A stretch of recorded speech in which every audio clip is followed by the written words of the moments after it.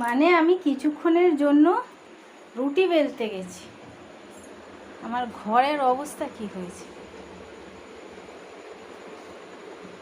এই আমার কলাকার, যিনি এত মূর্তি আমার জন্য করেছে। হ্যাঁ রে, কী করেছিস তুই? ঘর ধর, তুই ওখানেও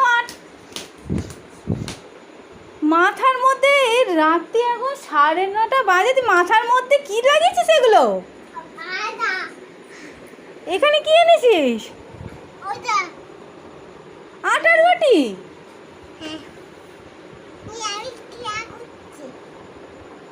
তুই আটা নিয়ে এই রাত্রিবেলা এখন এই করেছিস? হ্যাঁ,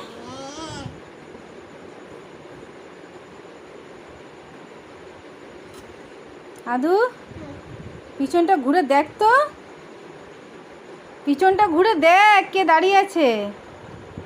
ইস, তুই কি করছিস এটা? হ্যাঁ, তোকে ভোলে বাবা আঁকতে বলেছি আমি?